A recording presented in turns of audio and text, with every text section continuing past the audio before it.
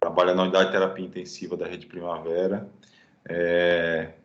faz parte do grupo da angiotomografia e ressonância da sua Primavera, cardiologista pela Unifesp e especialista em tomografia e ressonância pela Unifesp.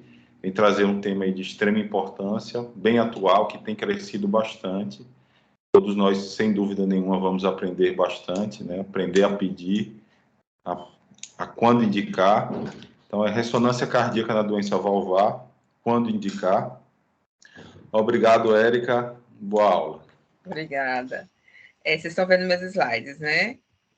Qualquer coisa durante a aula, podem me chamar, porque eu não consigo ver vocês por conta do formato do Teams. Vejam, esse é um assunto bem atual, realmente, na ressonância, é um assunto que tem crescido ultimamente, até que um brasileiro lá fora, nos Estados Unidos, que é o João Cavalcante, é um dos pesquisadores líderes, e aí eu trouxe para compartilhar alguma coisa, para compartilhar com vocês o assunto. Eu não vou tocar em tudo, porque é muito vasto, né? Valvopatia já é um assunto extenso, eu vou tocar em algumas coisas principais, até para ter assunto para saber se me convidar para uma próxima aula. E, além disso, também eu vou tentar falar um pouquinho do que a gente pode fazer, do que a gente ainda não pode, mas que o pessoal lá fora já está fazendo, tá? Quando o Fabrício me perguntou o título da aula, eu falei esse, tá? E eu queria começar a aula dizendo que o padrão ainda para a valvopatia é o ecocardiograma. Ele que faz a avaliação inicial, certo? Ele é amplamente disponível, muito mais disponível do que ressonância ainda, mais barato. Ele tem uma acuidade para a válvula excelente, né? A gente consegue fazer uma boa caracterização da válvula. O transesofágico, ele consegue fazer um desenho da válvula mitral que nenhum outro método consegue, dos soletes da válvula mitral, né? O Doppler também é uma coisa que a ressonância sempre corre atrás para tentar superar o Doppler do eco. A gente ainda está quase lá, mas ainda não conseguiu. Então, o ecocardiograma é a nossa avaliação basal, tá? Ele tem que ser o primeiro, óbvio, e dele vai vir as primeiras informações, talvez as principais, para avaliação da válvula, certo? Então, eu acho que o melhor título para essa aula deveria ser o que a ressonância ela pode adicionar à informação ao eco ou pode adicionar ao clínico, informação do clínico. Para você conduzir bem válvula, um bom ouvido e um bom ecocardiografista ajudam em muito. A ressonância veio contribuir a esses dois fatores. Tá? Há um tempo atrás, a ressonância ela só podia contribuir com 4 coisas. Primeiro, né, adicionar informações ao que o eco não conseguia ver. Então, as câmaras direitas, o eco às vezes não via muito bem, a depender da anatomia torácica, se o paciente tivesse um tórax muito hiperinsuflado, ou algumas coronariopatias, ou algumas doenças congênitas. Então, ressonância ela ficava para ver a válvula tricúspide, em algumas anemalias congênitas, principalmente, e a pulmonar, que o eco às vezes não conseguia pegar bem. Né? Era para isso que servia a ressonância. Outra coisa era para ver o impacto da lesão valvar. Então, o que aquela doença valvar fazia para o músculo. Né? Isso a ressonância consegue fazer muito bem. A gente consegue fazer uma avaliação da função. Na verdade, nós somos padrão ouro, né? A ressonância é padrão ouro na avaliação da função ventricular atualmente. A gente consegue ver também se tem fibrose através da técnica do realce tardio. E hoje em dia a gente consegue até determinar se tem fibrose que o realce tardio não vê através das técnicas de mapa. Então, avaliar o impacto daquela lesão valvar no músculo é outra coisa que a ressonância faz bem. E avaliar a anatomia ao redor da válvula, né? Então, se eu tenho uma insuficiência aórtica, eu quero ver se eu tenho uma ortopatia, se a minha aorta está dilatada, se não está, se eu tenho um aneurisma associado. Isso eu consigo fazer no estudo junto com a ressonância cardíaca, faço um estudo da aorta. Tá? E avaliação do realce, anatomia vascular, com a redundância das outras coisas que eu já falei. Antigamente era só isso. À medida que eu vou falando das valvopatias específicas, vocês vão ver que a ressonância hoje consegue fazer muito além disso. Tá? Então, uma vantagem da ressonância é que ela consegue fazer vários cortes, independente da anatomia torácica. Então, quando eu estou na sala, que o médico lhe faz um pedido, né, escreve, olha, eu quero avaliar aquela válvula mitral, por isso que eu estou pedindo esse exame. Eu quero que você veja melhor a válvula tricúspide. Eu consigo fazer cortes direcionados para aquela válvula, que vão me dar uma visão diferente daquela válvula. Né? Então, por exemplo, aqui, nesse slide aqui, eu tenho vários cortes que mostram diferentes versões de ventrículo direito, e eu posso ver diferentes versões da tricúspide. Né? Então, eu tenho aqui a tricúspide, eu tenho a tricúspide no corte de 2 câmaras, e isso em movimento, eu vou poder ver se ela tem alguma, se os folhetos coaptam bem, se tem suficiência, se não tem. Então, essa é uma das possibilidades e vantagens da ressonância. Tá? Eu consigo fazer um corte para ver a válvula pulmonar em diferentes posições também, né? Então, aqui, nessa imagem em movimento, o que eu tenho? Eu tenho o ventrículo direito e eu tenho saindo dela a artéria pulmonar. E aqui está a minha válvula. Tá? Então, a primeira vantagem da ressonância. A segunda vantagem, como eu já tinha mencionado, é ver bem as válvulas do lado direito. Né? Então, nessa primeira imagem aqui, eu tenho o ventrículo direito, no corte de 2 câmaras do ventrículo direito, eu consigo avaliar a contração ventricular, consigo avaliar o átrio direito e consigo ver muito bem a minha tricúspide. Vejo como ela abre, como ela coapta, observo se tem algum jato ou não de refluxo, ou mesmo alguma dificuldade do jato passar, e consigo ver a anatomia ao redor. Tá? Já que no meu lado direito é outro corte da pulmonar, né? Eu tenho o ventrículo esquerdo aqui na frente, o direito está lá atrás, e aqui é a artéria pulmonar. Eu vejo a minha válvula pulmonar aqui, e eu vejo que eu tenho um fluxo, um artefato de fluxo aqui, né? Porque eu tenho uma dificuldade para o sangue passar por aqui. E além disso, se eu prestar muita atenção, eu consigo ver que na minha aorta aqui eu tenho um fluxozinho bem discreto quando a válvula pulmonar abre.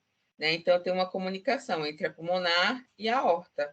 Então, é isso que a ressonância permite. Né? Se eu faço um exame bem feito e direcionado para que o médico me pede, eu consigo ver toda essa anatomia que, às vezes, no eco a gente não consegue. Tá? A grande vantagem da ressonância é a avaliação ventricular. Né? A gente faz a avaliação, nós somos padrão ouro. Antes, quando a gente fazia manual, já tinha uma grande precisão e uma grande confiabilidade, né? A gente tinha uma grande precisão interexaminador na avaliação da função.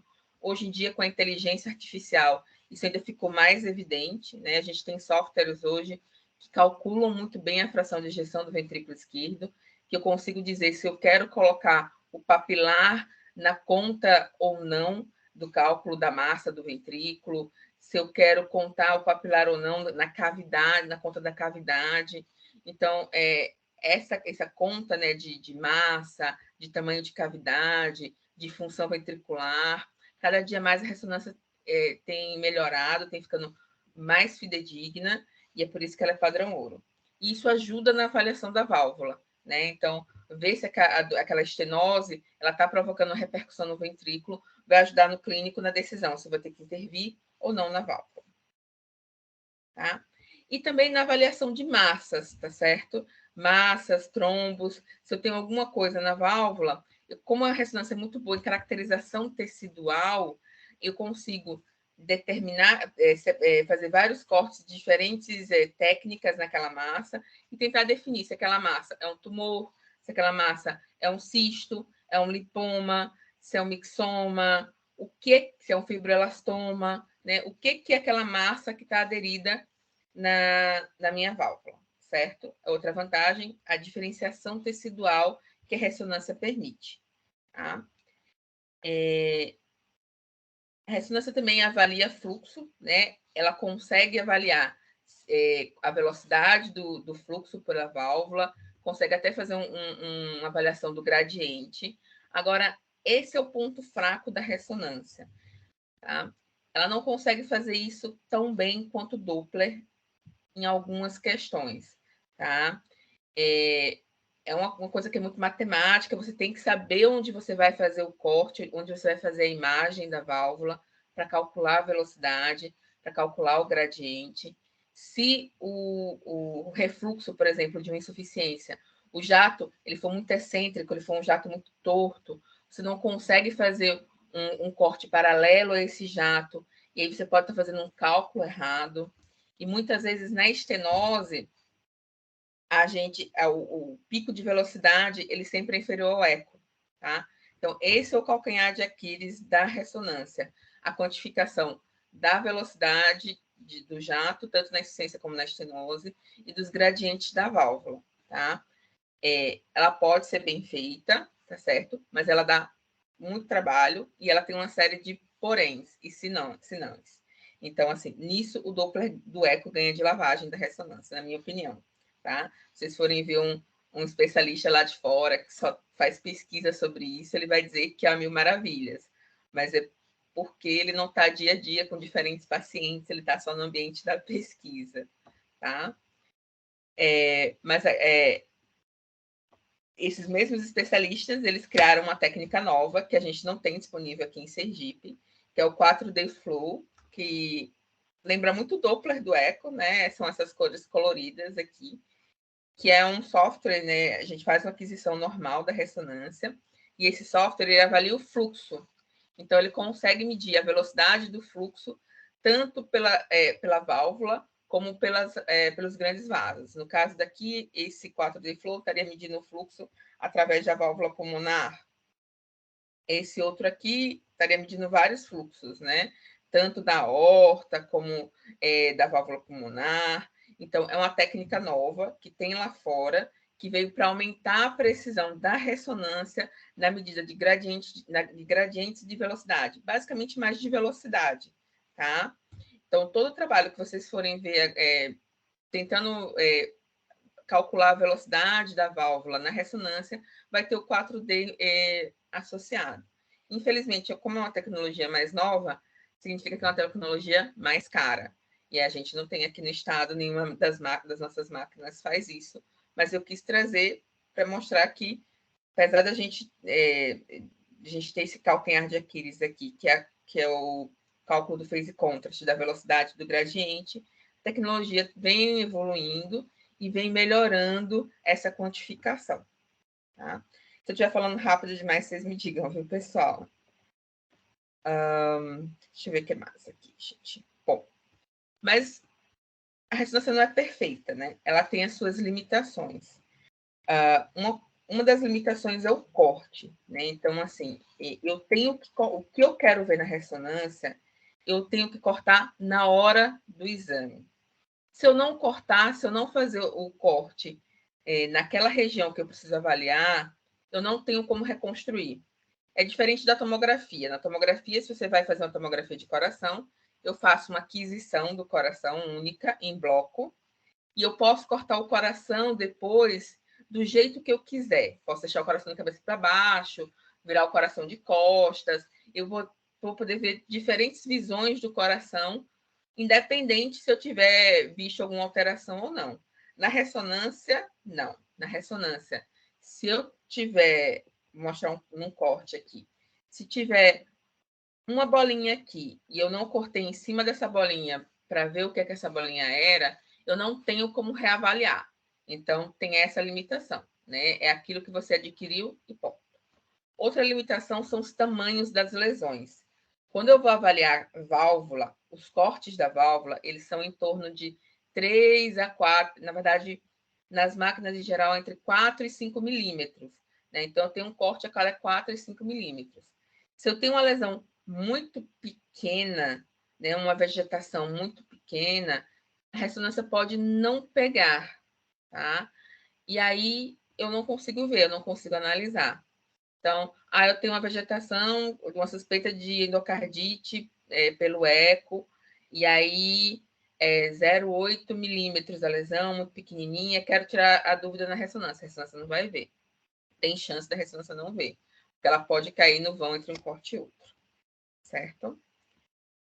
A estenose valvar também, não a estenose em si, mas o cálculo da velocidade do jato na estenose é um calcanhar de Aquiles da ressonância, que a gente nunca consegue chegar no pico dessa velocidade, a gente sempre subestima, por isso que os estudos de ressonância foram para o outro caminho, né? Quando a gente está falando, por exemplo, de estenose aórtica na avaliação da ressonância, a gente vai ver muita planimetria, cálculo da área valvar, porque isso a ressonância consegue fazer bem, calcular o tamanho da área da válvula aorta. Agora, o pico da velocidade, a gente superestima comparado ao eco. E a terceira limitação da ressonância é a homogeneidade do campo. O que é isso? É que algumas sequências, como eu falei, que vão calcular a velocidade e o gradiente na válvula, como essa aqui de phase contrast, elas precisam que a máquina, que a ressonância esteja calibrada e com campo homogêneo, tá? Campo homogêneo significa que o campo magnético da ressonância ele está ok, ele está no nível adequado para a máquina funcionar, ele não está abaixo, né? Ele não está o campo magnético não está diminuído por algum problema, tá certo? Porque se tiver, eu posso fazer um erro de aquisição e isso levar a um erro de cálculo na hora que for calcular o gradiente da válvula, né? Ou seja, tem que fazer a ressonância no lugar que tenha qualidade, que cheque esses níveis de campo. Os serviços que eu conheço aqui na Aracaju todos fazem isso, tá? Mas é uma limitação da ressonância. Se tiver algum problema na máquina, né, e mesmo assim o paciente fizer o exame, pode dar um erro de cálculo em relação a gradiente, né, a cálculo de velocidade, né, e não em relação a cálculo de área ou as outras coisas que a gente costuma calcular quando avalia a válvula. Bom, mas isso foi só uma introdução inicial para mostrar a potencialidade da ressonância. Agora eu vou tentar falar um pouquinho das principais doenças valvares que a ressonância ela consegue ajudar o clínico e quais seriam as principais indicações e por que a ressonância pode ajudar o clínico nessas doenças valvares, tá? Antes de começar na doença valvar, eu vou só reforçar qual que é o que a ressonância tem de forte e o que a ressonância tem de fraco em relação à avaliação valvar. Então, o que ela tem de forte a janela limitada, né? Eu posso cortar a válvula do jeito que eu quiser. A excelente qualidade anatômica, né? A imagem da ressonância é uma imagem muito bonita, com uma qualidade muito boa, né? Então, eu consigo definir bem onde está o músculo, definir bem o folheto, certo?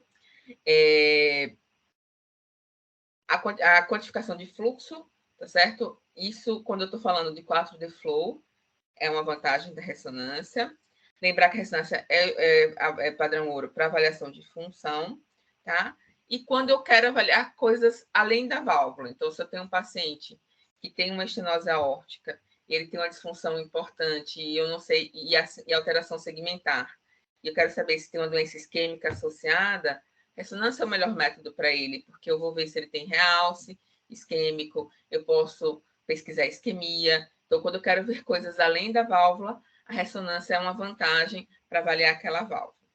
E a fraqueza da ressonância é a avaliação de velocidade de pico na estenose, quando a regurgitação tem um jato excêntrico, tá? E a quantificação do fluxo, que foi o que eu já coloquei. Alguém quer perguntar alguma coisa aí? Que às vezes tem muita informação técnica. Então, vou adiante.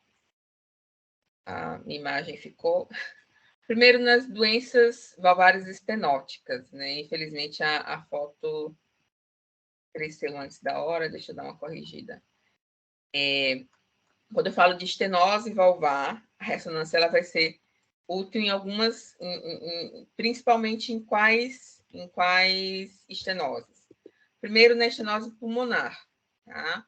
Porque eu consigo ter uma visão melhor da pulmonar do que o eco, a depender da janela do paciente, certo? Eu consigo ver muito bem a via de saída do ventrículo direito, tá? Como nessa foto. Consigo avaliar a estenose e consigo fazer um cálculo da velocidade desse fluxo aqui para tentar fazer uma estimativa dessa estenose, tá? Além disso, eu consigo fazer uma anjo da pulmonar e ver se tem alguma repercussão, consigo avaliar a função do ventrículo direito, entre outras coisas. Então, a ressonância, ela é quase que mandatória quando eu tenho um grau de estenose pulmonar para planejar a intervenção e planejar segmento a longo prazo. Outra doença outra estenose valvar que tem crescido muito, né, o papel da ressonância é a estenose aórtica. Na verdade, os trabalhos de válvula que têm saído ultimamente, eles têm saído em estenose aórtica e em refluxo mitral, né? Coincidentemente, são as duas que têm mais intervenção pela hemodinâmica, né? Que é a TAV e o mitral clip. Talvez por isso que tenham crescido muito os trabalhos em ressonância.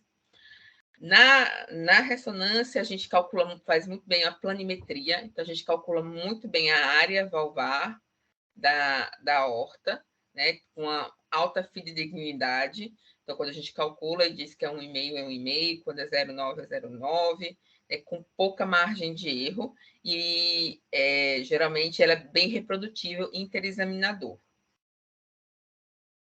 Tá?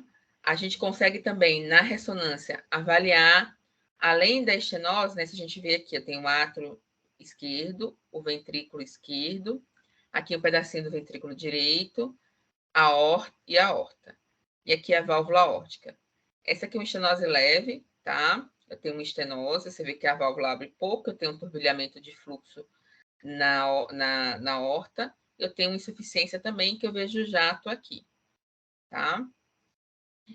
Além de eu ver a estenose, na ressonância a gente consegue ver com detalhes o trato de via de saída do ventrículo esquerdo, consigo ver a relação da mitral com essa válvula e eu consigo ver a aorta, tá? Então, eu peço ressonância quando eu quero ver o combo, quando eu quero ver a válvula e eu quero ver o que está ao redor da válvula. Tá? Estenose aórtica, a ressonância ela vai oferecer uma boa avaliação da estenose valvar pela planimetria, a repercussão do ventrículo esquerdo que aquela estenose está provocando. Eu estou falando de hipertrofia ventricular esquerda e de realce tardio. Em alguns casos, a ressonância vai mostrar a presença desse realce quando a estenose for muito importante. E a avaliação de ortopatia. Tá? O significado do realce tardio na doença valvar aórtica é incerto, tá? Então, eu ainda não tenho 100% de certeza que aquele realce que eu descrevo, quando eu tenho estenose aórtica grave, aquilo significa mau prognóstico para o paciente. Eu tenho estudos que mostraram que significa mau prognóstico e estudos que mostraram não tiveram relação com desfecho, né? Então, tem estudos que tiveram relação com desfecho e estudos que não tiveram. Para responder essa pergunta, está já na finalização um grande trial chamado Envolve, que pegou pacientes com estenose aórtica importante assintomáticos, e aí fizeram a ressonância e viram quem tinha realce. E aí eles mandaram quem tinha realce, dividiram em 2 grupos, um foi para intervenção, outro não foi para intervenção. O que eles querem ver nesse estudo é se quem tem realce tardio vale a pena você intervir precoce ou não, mesmo sendo assintomático, ou seja, ver se o realce tardio é um biomarcador de gravidade da estenose, né? Esse trial começou em 2019, a proposta que tem pelo menos um follow-up de 2 a 4 anos, então ele ainda está acontecendo, deve sair o resultado nos próximos anos. Outra coisa que a gente tem olhado na doença valvar, na estenose aórtica, é a presença o mapa de T1, para ver quando ele está aumentado, principalmente acima de 29, o volume extra o ECV, né, o volume extra, não consegui falar essa palavra, o ECV. Quando o ECV está acima de 29, alguns trabalhos, principalmente do João Cavalcante, têm mostrado o pior prognóstico na doença valvar. Então, os estudos têm olhado com carinho o mapa de T1 na doença valvar, na estenose aórtica. E agora o que a gente precisa definir é se eu posso usar o realce tardio e o mapa T1 como definidor de conduta na estenose aórtica sintomática grave. A gente ainda não tem essa resposta. Recentemente, em 2022, saiu um estudo, né, pessoal dos Estados Unidos, do uso da ressonância para determinar gravidade ou determinar conduta em pacientes que têm uma estenose aórtica com low flow, low grade. Eles pegaram esses pacientes que teriam uma área valvar, teriam uma estenose aórtica grave pela área valvar, mas tinham uma fração de ejeção menor que 40, se encaixavam no diagnóstico de low flow, low grade da estenose aórtica, e eles fizeram a ressonância, eles avaliaram a presença de realce tardio, o volume, o ECV maior que 28, usaram até um cutoff um pouquinho menor do que em outros trabalhos, né? E alteração na geometria ventricular esquerda, e eles seguiram para ver se esses fatores que eram vistos na ressonância, eles eram causas de mortalidade nesses pacientes ou não.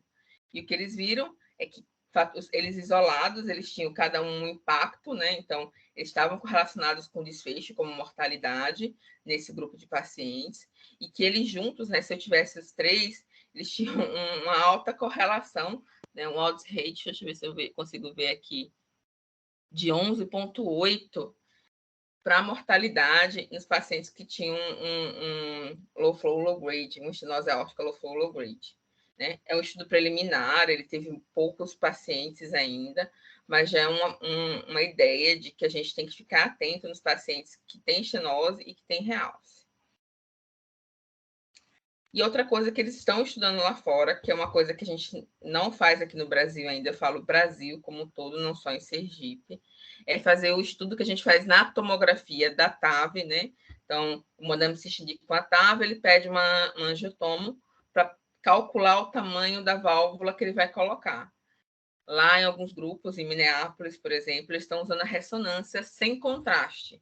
A ideia é pegar esses pacientes que já têm uma função renal alterada, fazer um estudo só de imagem pela ressonância, sem injetar contraste, para não piorar a função renal.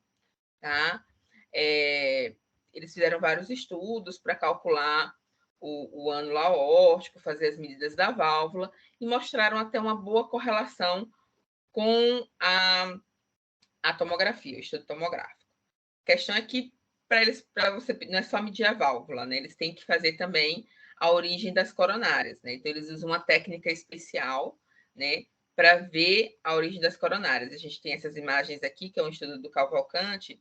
A gente vê aqui a aorta, a gente vê o tronco da coronária esquerda e aqui a coronária direita saindo. Então eles conseguem por imagem sem contraste ver essas origens da coronária e anotar que é a mesma coisa que a gente faz na angiotomo com contraste iodado, tá?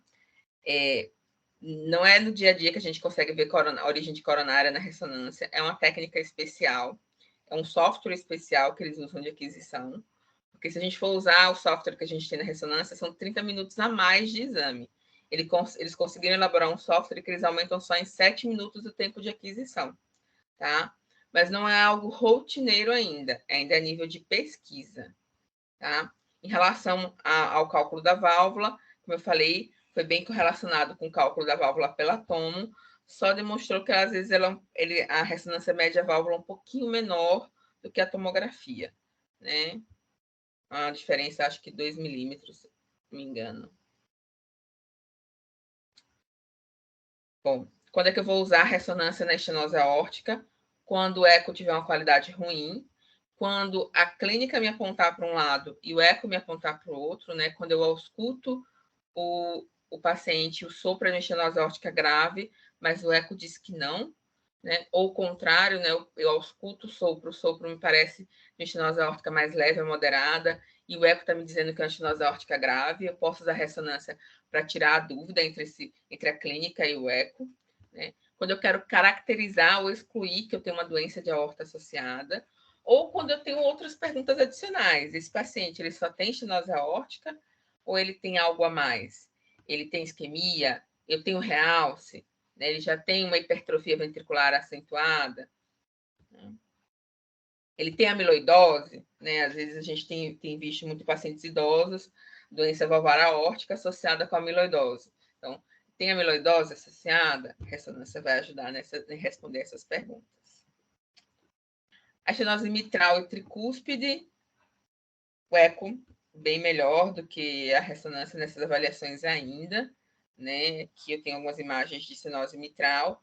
A gente só vai pedir a ressonância nesses casos quando realmente as imagens de eco forem mais difíceis de serem adquiridas, para uma janela muito ruim, ou tiver alguma massa acoplada à mitral, se tem alguma dúvida. Então, a estenose mitral e tricúspide, geralmente, o eco consegue nos dar informações suficientes e a ressonância acrescenta muito pouco, até o momento, né? Agora, falar um pouquinho da insuficiência, eu vou focar na insuficiência mitral, que é a insuficiência que mais tem sido estudada hoje em dia por avaliação da ressonância. Né? O que a ressonância ela pode oferecer na insuficiência mitral, na regurgitação mitral? Primeiro, a quantificação do refluxo, né? Tem sido desenvolvidas várias técnicas de quantificação do refluxo fidedignas, né? Para avaliação da válvula mitral. Segundo a doença da moda, que é a disjunção do anel, né, da válvula mitral, que tem sido relacionado a algumas arritmias, tá? Então, a ressonância avalia bem isso, consegue ver se essa doença está associada ou não a realce tardio, pode ajudar. E tem um artigo do João Cavalcante, eu falo muito do João Cavalcante porque ele é um especialista de válvula, ele é brasileiro, então eu gosto muito do trabalho que ele apresenta lá nos Estados Unidos, que é o papel da ressonância cardíaca na avaliação do refluxo mitral funcional, né? E tem vários trabalhos sobre isso, é um tema extenso. Eu não vou focar muito, vai ficar para uma próxima aula, mas é importante a ressonância também quando você tem uma insuficiência mitral por isquemia, por exemplo. Você tem alguns marcadores na ressonância de pior prognóstico para o paciente, como presença de realce, quantificação da ressonância, quantificação da regurgitação mitral, tamanho da cavidade ventricular. Isso, todos esses fatores a ressonância oferece e são fatores de pior prognóstico para o paciente. O cálculo da regurgitação mitral na ressonância, ele não é um cálculo direto. Quando eu calculo a insuficiência aórtica ou a insuficiência pulmonar, por exemplo, eu vou direto na aorta e vou lá e meço essa insuficiência na ressonância. A mitral, não, eu faço um cálculo indireto. Eu calculo o stroke volume do ventrículo esquerdo, ou seja, eu calculo a quantidade de sangue que o ventrículo esquerdo ele joga pela aorta e diminuo perdão, eu calculo o stroke volume do ventrículo esquerdo e diminuo pelo fluxo que passa pela aorta, né? Então, eu calculo a quantidade de sangue que teria ali no ventrículo esquerdo, o que passa pela aorta, o que sobra é o que voltou pela válvula mitral, né? Se eu tinha 100 ml no ventrículo esquerdo, só 50 passou pela aorta, então sobrou 50 que voltaram como refluxo, né? Então, a gente faz um cálculo indireto. Eu calculo o stroke volume, calculo o fluxo que passa pela aorta e a conta me dá o refluxo mitral, né? Volume de regurgitação mitral. Eu uso esse volume ou a fração regurgitante para me dizer a intensidade, né? Se é um refluxo leve, moderado ou grave. Por que a gente deveria usar a classificação de refluxo pela ressonância? Porque insuficiência mitral é uma incógnita, assim, é um desafio, na verdade, algumas vezes. Alguns estudos já mostraram que nem sempre o eco ele consegue ser reprodutível, né? Às vezes você faz o mesmo examinador, ele faz diferentes técnicas de avaliação da insuficiência mitral e cada técnica dá um valor diferente de insuficiência, né? Se você pega essa avaliação em diferentes examinadores, a variação de classificação da insuficiência varia ainda mais. E na ressonância, a classificação da insuficiência mitral, ela foi mais fidedigna interexaminadores, tá? Então, você conseguiu ser mais homogênea a classificação de insuficiência entre o pessoal cloud da ressonância. Só que você concordar não quer dizer que você está certo, né? Então, tiveram que se fazer estudos para dizer se, quando você mede a insuficiência mitral pela ressonância, se isso tem impacto no prognóstico do paciente ou não, né? E tiveram alguns estudos justamente nesse fato, né? Eles mediram a insuficiência mitral pela ressonância e avaliaram a longo prazo se o paciente ia ter um desfecho melhor ou pior, se a gente seguisse a indicação que a ressonância dava, né? Esse estudo aqui, do Circulation, ele é bem interessante, que ele comparou a quantificação do eco e da ressonância em relação à resposta cirúrgica. Então, ele foi lá, o eco mediu e classificou a insuficiência mitral como leve, moderada ou grave. E aí ele foi na ressonância e classificou a insuficiência mitral como leve, moderada ou grave, e o paciente foi mandado para a cirurgia. E aí depois ele viu quem que melhorava a geometria ventricular depois da cirurgia, depois que a insuficiência mitral era corrigida, né? E aí o que ele descobriu? Ele descobriu que quando eu tinha um volume de regurgitação maior que 55, que é um refluxo importante na ressonância, eu tinha uma melhora significativa, né? E se eu tinha uma fração de regurgitação também, porque está pequeno aqui, deixa eu aumentar. Ficou muito pequeno, mas deixa eu aumentar aqui para eu poder falar os valores certinhos. Então, o que ele descobriu? Ele descobriu que quem tinha um volume de regurgitação importante na ressonância, né? Maior do que 55, que é essa linha vermelhinha aqui da exposição. Ih, fugiu. Deixa eu... Não consegui aumentar. Esse vermelhinho aqui é quem tinha, pela ressonância, um volume de regurgitação maior que 55, que é importante. E aqui é a melhora, né? Então, melhorava muito. E quem tinha, pela ressonância, um volume de regurgitação menor do que 55, que é moderado ou leve, não tinha tanta variação na geometria. Ou seja, melhorava na cirurgia só quem a ressonância dizia que tinha um refluxo importante, tá? E aí ele comparou isso com o valor do eco, né? Ele comparou isso com o eco. Então, se o eco dizia que era importante, mas a ressonância dizia que não era, o paciente não tinha tanta repercussão, tanta melhora assim na geometria pós a cirurgia, tá?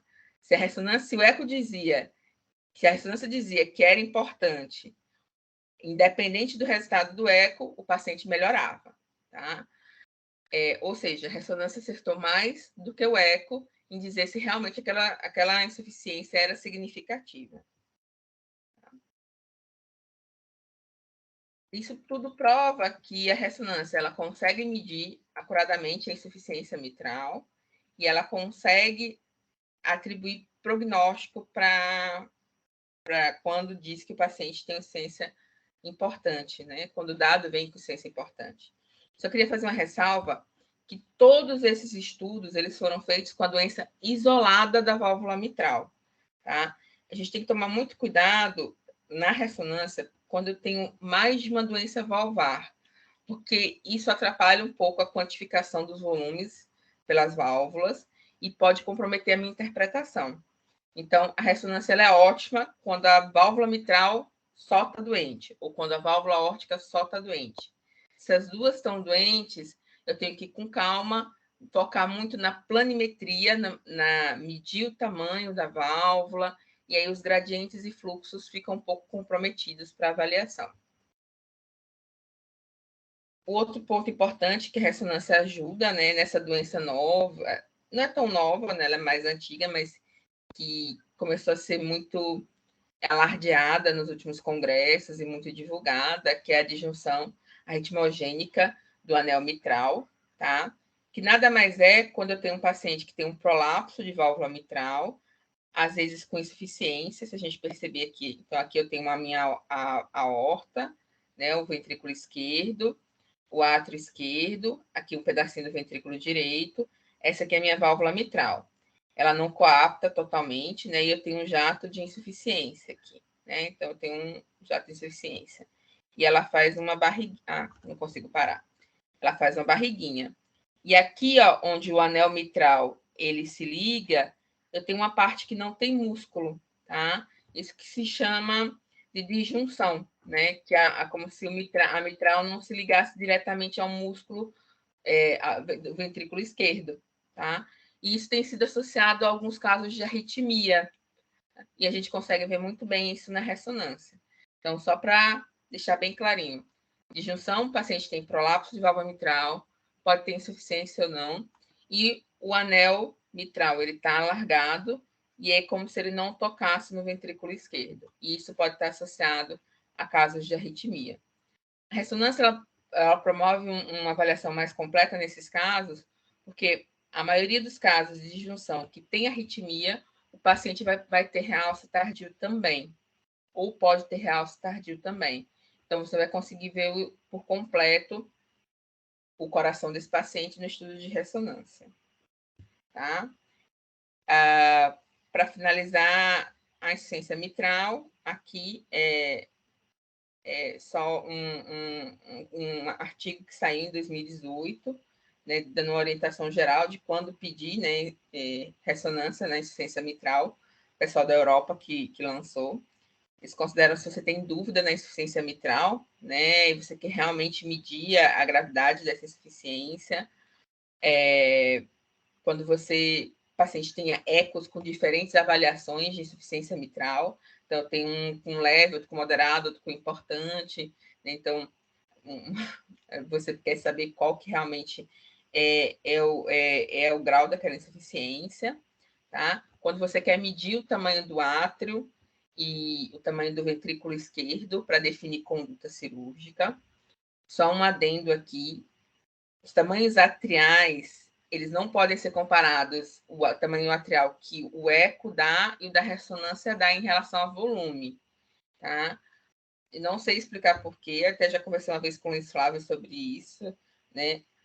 Os volumes da ressonância, os volumes padronizados para ressonância, como normais, eles são maiores do que os volumes padronizados para o eco, volume de átrio esquerdo. Então, quando você for olhar o volume, você tem que olhar a referência para a ressonância. Você vai olhar o laudo lá, e no laudo da ressonância vai ter volume atrial esquerdo de tanto aumentado ou normal. Tá? Você não pode comparar, pegar o volume da ressonância e comparar com a informação que você tem no eco. Tá? Mas a ressonância é padrão ouro para medir as cavidades, né? E para segmento dessas cavidades, certo?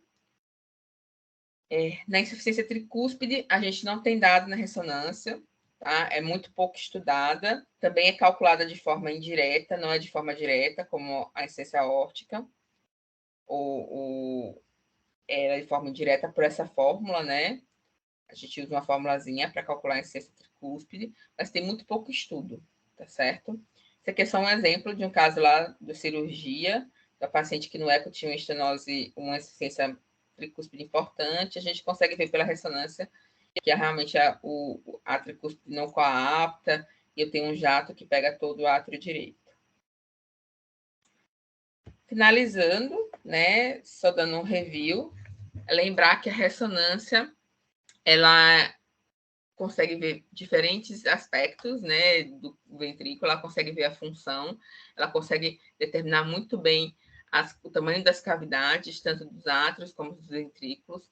Ela faz com todas as suas limitações, ela faz com todas as suas limitações o cálculo do fluxo, e aí, se ela for muito bem feita e muito bem indicado, vai ajudar, vai somar no que o médico está pedindo. Ela pode fazer uma pesquisa de isquemia também. Eu posso fazer uma anjo de um grande vaso. Então, tenho todas essas informações que a ressonância vai oferecer. Mas não adianta nada se eu não souber como pedir o exame, tá? Então, não adianta eu estar com um paciente com insuficiência mitral, com 2 ecos diferentes, e que eu gostaria de definir se realmente é insuficiência mitral moderada ou importante, e eu colocar no pedido que eu quero uma ressonância do coração. Porque quem for fazer o pedido, o exame, ele vai fazer um protocolo básico.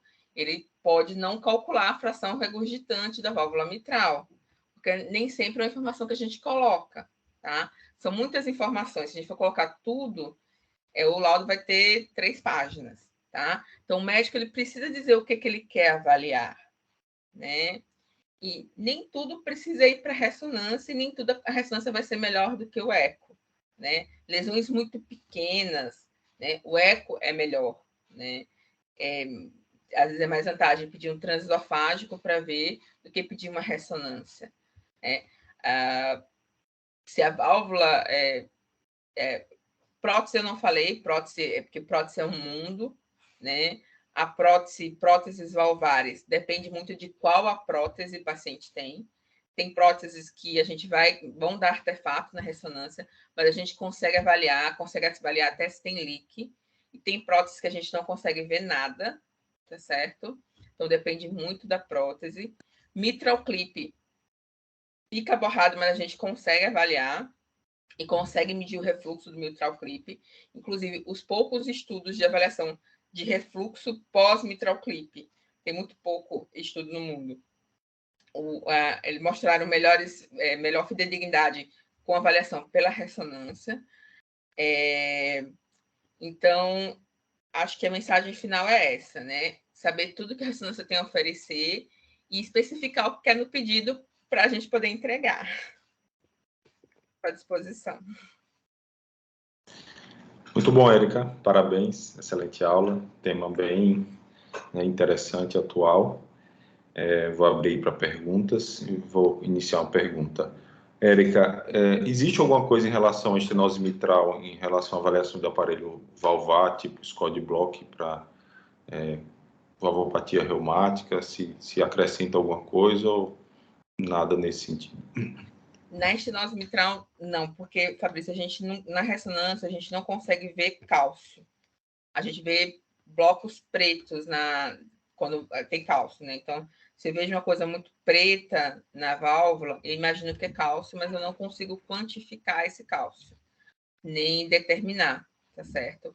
Então, eu desconheço, na verdade, qualquer score relativo ao de bloco para ressonância, né?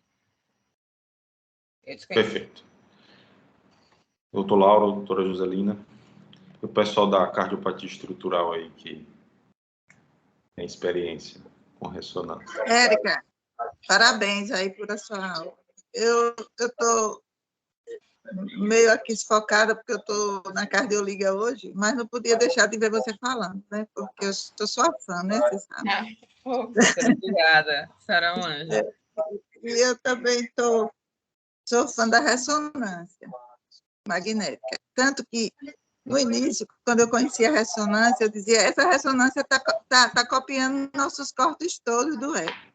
Isso aí é uma covardia, porque a gente sofre com esses pacientes que têm prótese mamária, que tem egodo, que é fumante, e essa ressonância está chegando e vai tomar nosso espaço bonitinho, porque não é dependente dessa coisa da janela cardiográfica.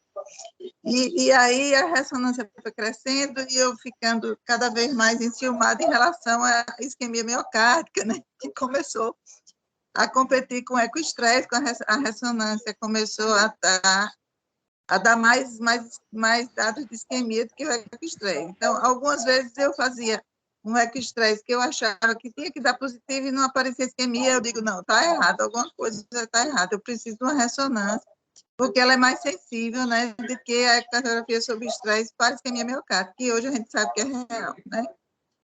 Só que o que está acontecendo na isquemia é que ela está vendo muita isquemia e a gente termina que são tantas as isquemias, que é como se fosse um microscópio lá dentro, né, procurando a isquemia. E aí, muitas vezes, o paciente às vezes nem tem um sintoma, né, porque ela é super sensível mesmo. E termina que o ecoestresse fica mais prático, né, de vez em quando, porque vê menos isquemia, que muitas vezes são mais sintomáticas, né? Então, isso é real. Quanto à questão valvar, uma coisa muito importante que você falou foram aquelas doenças valvares, quando é mais de uma, né? Quando é insuficiência mitral com estenose aórtica e aí vai, a gente tem que ter aquelas histórias uma superestima a outra, outra subestima a outra, isso na ecocardiografia também é uma labuta para a gente definir, né? O que é que está subestimando, tanto que nas provas de título de ecocardiografia, isso aí é pergunta certa, para ver se a gente sabe fazer isso. Agora, minha pergunta, são duas. Uma é que a gente também está preocupado com essa estenose aórtica, que tem a fração de ejeção diminuída e a gente termina colocando dobutamina para definir se aquela lesão aórtica é realmente, né, com a melhora com a dobutamina, se a fração de ejeção em baixas doses. Aí você falou desse trabalho, né? Esse trabalho, para mim, é importante. Esse N aí que eles estudaram, foram quantos pacientes? já digo para a senhora, vou colar, viu? Porque eu li esse trabalho essa semana, que foi o João que mandou para mim. E aí eu vou dar uma aula dessa, eu vou precisar falar o trabalho. Mas foram pouquinhos pacientes, professora. É um trabalho inicial, é um trabalho só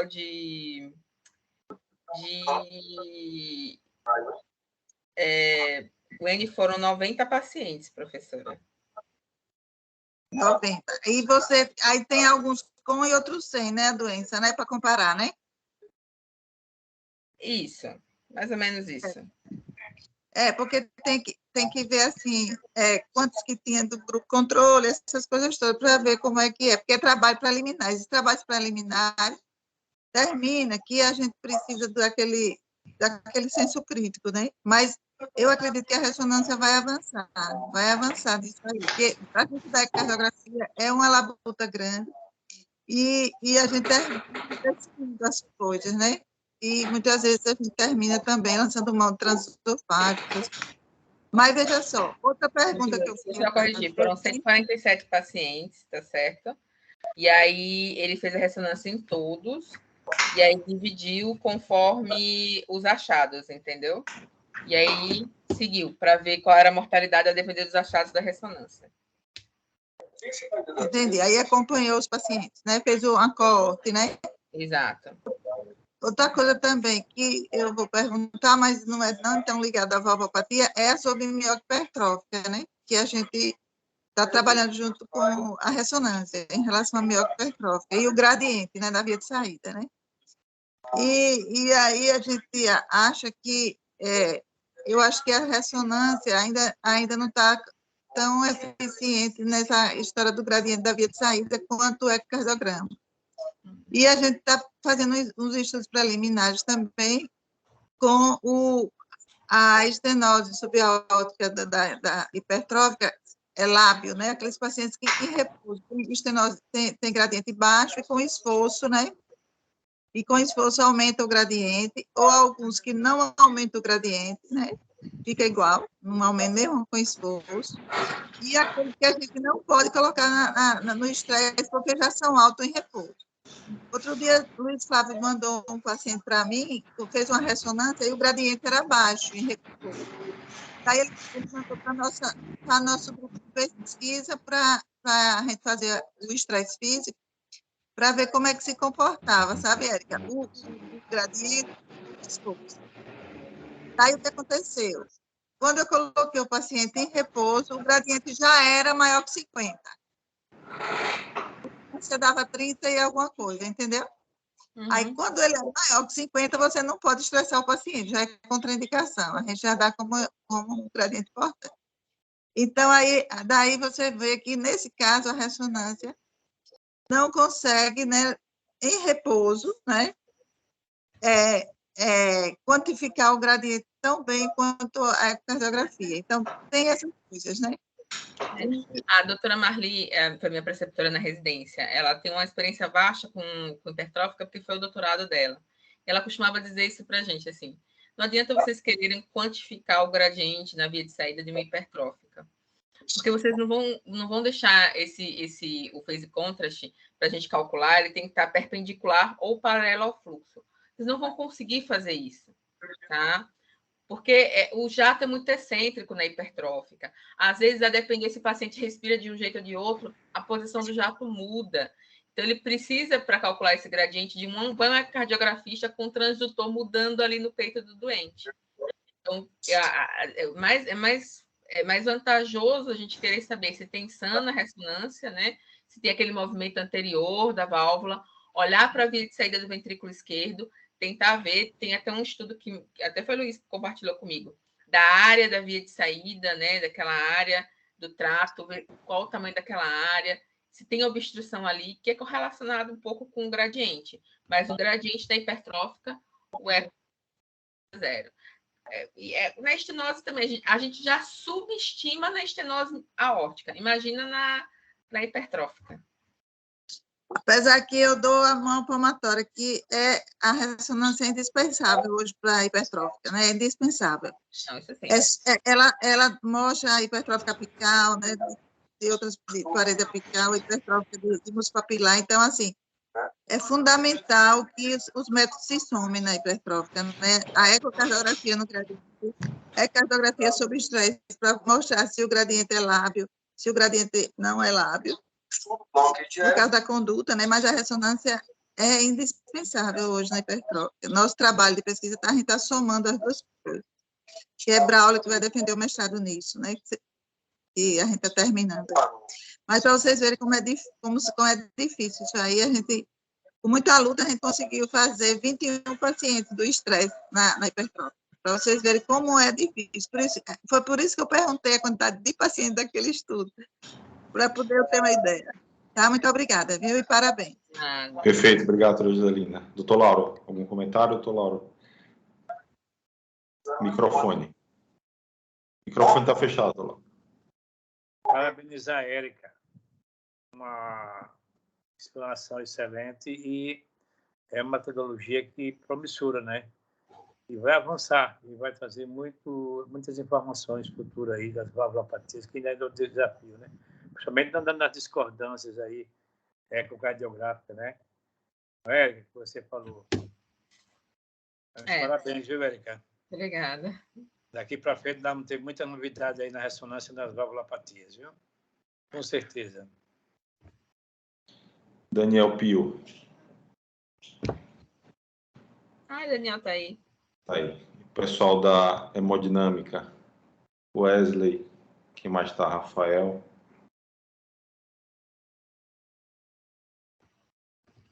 Você tem que fazer uma aula conjunta de ressonância e mitroclip com Wesley. Ele mostra como coloca e eu digo se funcionou ou não pela ressonância. Pessoal do Eco. Jeane.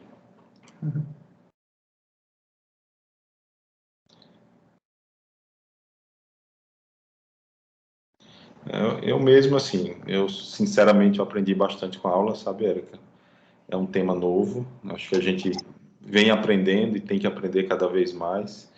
Vocês do método, né, têm essa função, né, primordial de divulgar o método, de ensinar para a gente como pedir, e vocês sempre estão disponíveis, né, para discutir. Então, você está com dúvida em um pedido, né, liga para Érica, para Daniel Pio, para David, discute, pede, pergunta se vale a pena.